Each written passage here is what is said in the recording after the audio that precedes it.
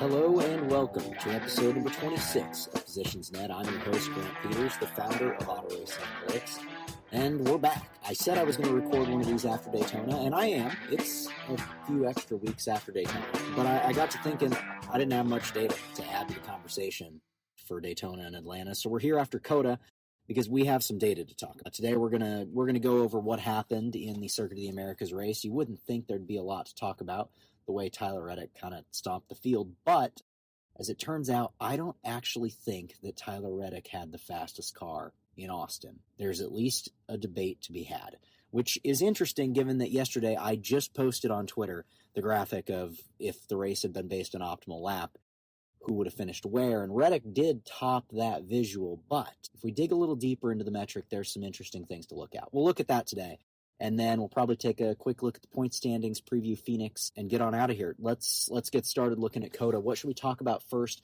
Probably the guy that won the race. And really, I think it's actually best that we work completely backwards. So we're just going to start at the end of the race, looking at Reddick versus SVG. If you guys are listening to the podcast version, I will post these visualizations on X under the post about the podcast so that you guys can look at the same data that I'm looking at. If you're watching on YouTube, good for you, because there isn't much on there. But there will be these graphics up on the screen so that you can understand what I'm talking about. So first, I want to look at the optimal lap graph, Tyler Reddick versus SVG, second to final run of the race. So this is going to be the run that happens right after the green flag pit stop, but before the final caution where Ross Chastain lost a wheel. So we've got the 45 in red, we've got the 97 of SVG in blue. Now on this run, SVG lost a couple spots on the restart, and then Reddick was leading and having his little battle where Blaney's trying to kind of get to him, but really wasn't ever able to do anything. We're not actually going to talk about the pace of Blaney just because we don't have unlimited time. Basically, he just couldn't hang on quite as long as Reddick. That's the whole story there. And I think the Trackhouse cars are a little bit more interesting case for this analysis. So if we look at this graph, optimal lap has him about a second slower early in the run, and then they cross over. SVG technically starts being faster on the 8th lap of the run. Now, we know SVG started around 5th place, got stuck in some traffic. Reddick's leading the race. Some of that might be just getting through traffic pace. By lap 8, he's kind of in clear track. He's only battling for 3rd, so he gets a little better air there eventually. Now, by the time we get to all the way from lap 8 through lap 14, we see that SVG is technically just a little bit faster than Reddick, or at least has the potential to be per optimal lap. Now, at the end of the run, you'll notice the tails on the graph, they turn down just a little bit. That is just a characteristic of how the model works. In real life, they wouldn't be that way. It doesn't actually affect the metric. It's just that tail on the end so that we can visually see where the model's trending. That's not included in our averages, but you can see that where the lap times eventually flatten off, you're gonna see Reddick be flattening off just a little bit faster than SVG. You see that happen right before the tails. Right around lap 15, you start to see that separation occur. So Reddick is showing that on that long run pace, he's probably going to be able to hold on just a little bit better than SVG, but SVG did a really good job of maintaining lap time through that whole middle phase of the run. So then we go to the end of the race, the final run of the race. So Chastain loses a wheel, and then we get a restart, and now it's SVG starting right behind Reddick and going to get an opportunity to challenge. Now, you'll notice those first few laps, SVG is actually faster than Reddick. So I believe SVG right here is pushing all out 100%. Don't know about Reddick, but by the time we get to lap 8 this time, this is where last time SVG crossed over to being faster than Reddick.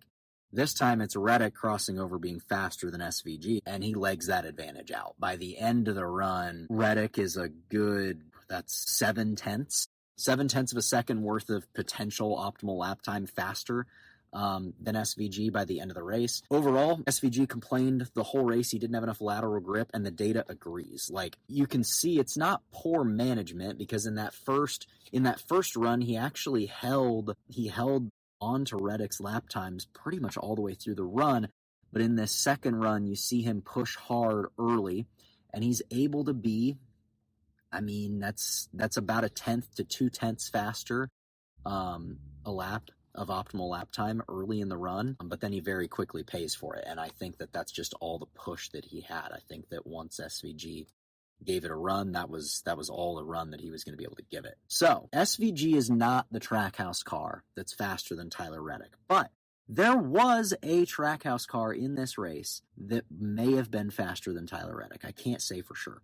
Let's take a look at Connor Zilisch. This is Connor Zilich's second to last run of the race versus Tyler Reddick's second to last run of the race. So this is, again, that same run that I was talking about before that's right after the green flag pit cycle. So that was the run where Zilisch, I first noticed him pop up in around 15th, and then he ends up on that run driving well up in, I believe, into the top 5. But if we notice on the front part of this, Zilisch is...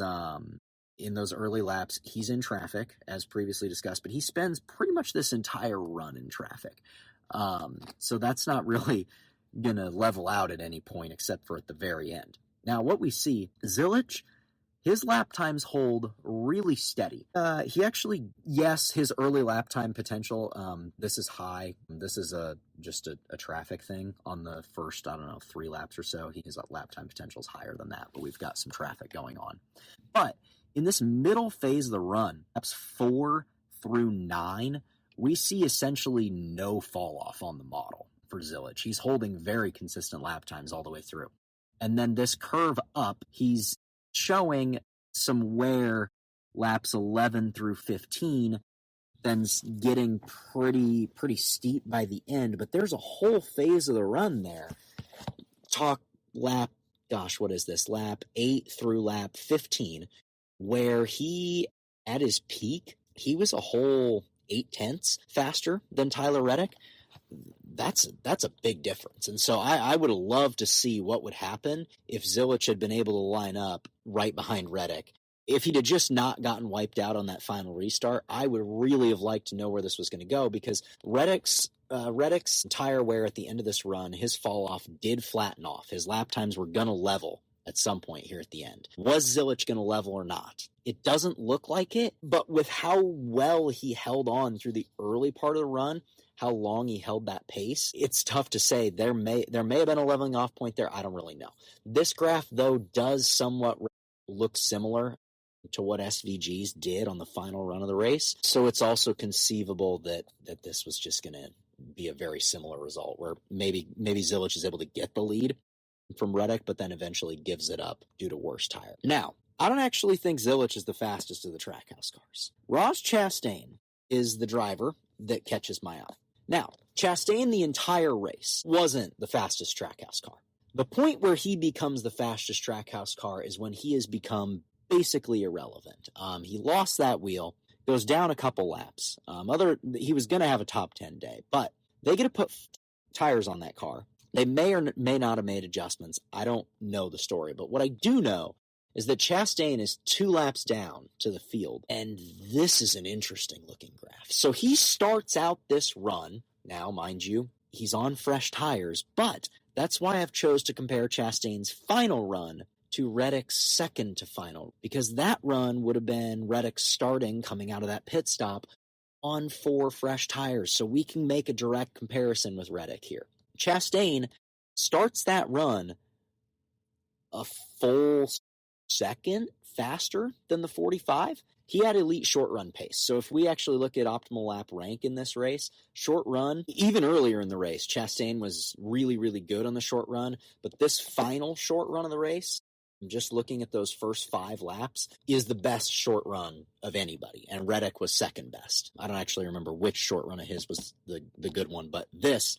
is the best short run of the race by Ross. So he starts out faster than Reddick. Now, there is a crossover point right here at lap 4. Chastain gives up time to what Reddick's second run was. But we see right here, this is lap 8, right when he's about to get to a 101.5. That lap graph levels off really hard, and it stays dead level all the way out through the end of the race. And you see Reddick's do the same thing. The difference is Reddick's deg is happening slower. So you see Reddick hits that 101 point at lap 11. And at that point, Chastain is lower. Chastain stays at 101.5. Reddick progresses up to 101.7. So, if Chastain could have gone head-to-head with Reddick on that with Reddick's second final run of the race, which was Reddick's best run of the race, versus Chastain's best run of the race,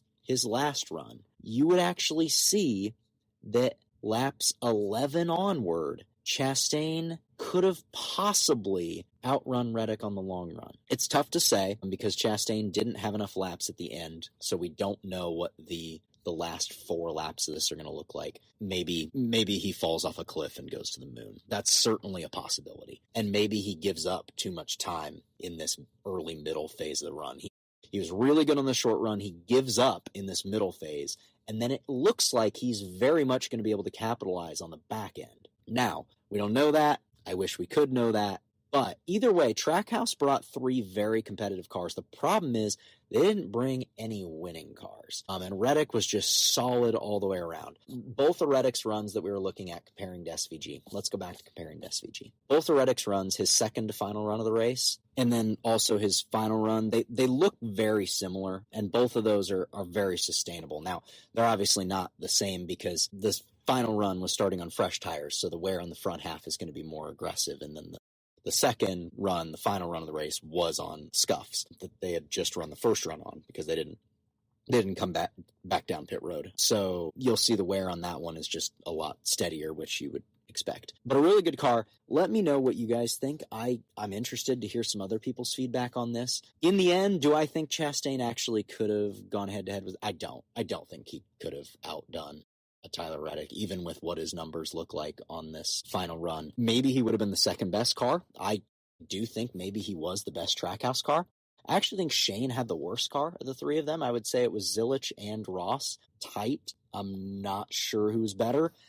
I'm leaning Ross based on just that final run. Obviously, his earlier runs were not as good, but this final one looks really good. I'm leaning Ross for different reasons. Zilich was really good too. And then I actually think SVG had the worst car of the 3 of them. For whatever reason, Circuit of the Americas kind of has his number. He'll be looking forward to the next road course. But let me know what you guys think, who you think had the fastest car. Let me know if there's any other things you want to see in the future and if you like this format. Let's talk a little bit about Phoenix looking ahead. Now, we're going to get the new higher horsepower, lower downforce package for Phoenix. The reality is, I don't think it makes a bit of difference who the players are in this race. It's still going to be the same guys up at the front of the group. Ryan Blaney last year was head and shoulders above the field on short tracks, and I don't particularly see that changing. Blaney was the fastest car on short runs and on long runs on short tracks last year. I think he's kind of in a category of his own of like he should be the favorite coming into this race. Now, other favorites, I see these guys all as pretty much level. Larson, Byron, Bell, and Hamlin. It's just the top 2 guys from both of the big organizations, 4-car organizations. Those are the 5 cars that were fastest on long runs on short tracks last year, and Phoenix can tend to be a place where we see some longer runs. And one thing I like about Blaney going into a race that could be long run heavy more than just his speed is this track isn't notorious exactly for being easy to pass. And if we look at the passing metrics from last year, Ryan Blaney was the most efficient passer in the NASCAR Cup Series. So I think this race plays great into Blaney's hands. The only thing that concerns me is sometimes Penske starts the year slow, but they looked really good at COTA. So I feel good about Ryan Blaney being your favorite into Phoenix. As far as Larson and Byron go, I really see them on the exact same level as Bell and Hamlin. I think all 4 of those guys, for different reasons, could look good. So if this thing turns into a short run race, I would lean William Byron because he actually, I misspoke earlier.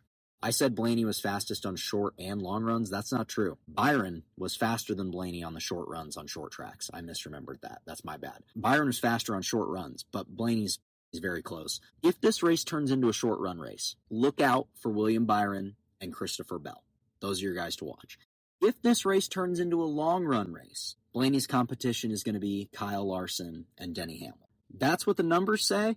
This race could go completely sideways, but that's how it should go. We'll just have to wait and see. That's everything I've got.